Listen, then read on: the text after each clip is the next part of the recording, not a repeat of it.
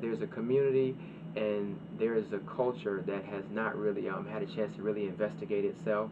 And we try to talk about the African American experience, but many times not just starting with America, but we like to say BC, you know, before captivity, before colonialism, because if you go beyond those reference points, your ideas change.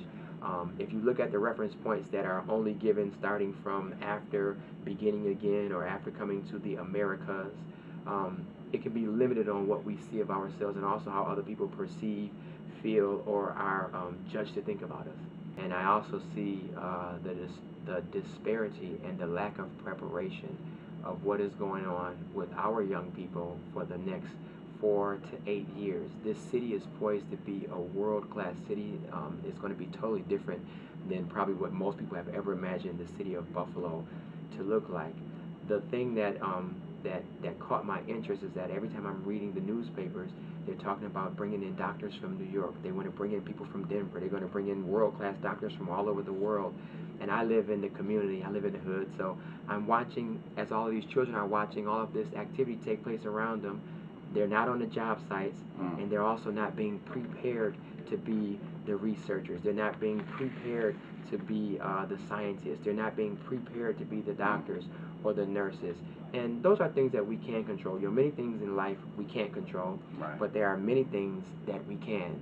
The perception of self is the most important perception that young people should have. We have to encourage our people to be more proactive, to be more educated, and also to be ready to build a society that's beneficial for everyone. You see, whether we realize it or not, we're still all in this together. Our communities must never stop learning. And when children see that in the homes, when they see you reading the newspaper, the Challenger, the Criterion, when they hear you listening to talk shows on WFO, Conversations with Jim Anderson, Partnership for a Public Good, the intelligentsia begins to rise. Young people emulate adults.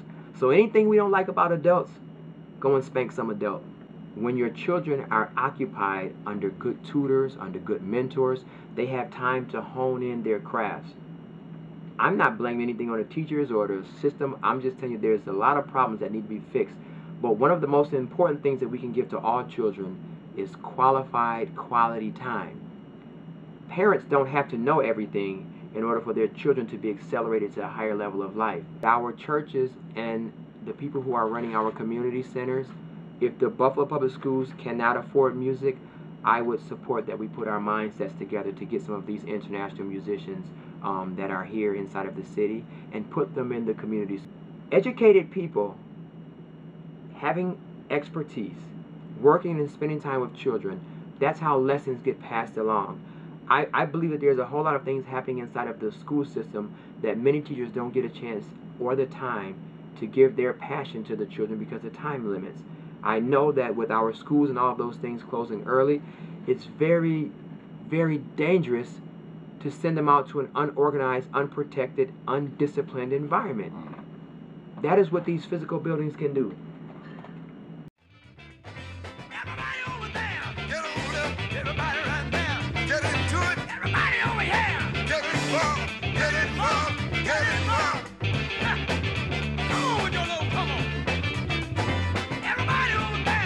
on up.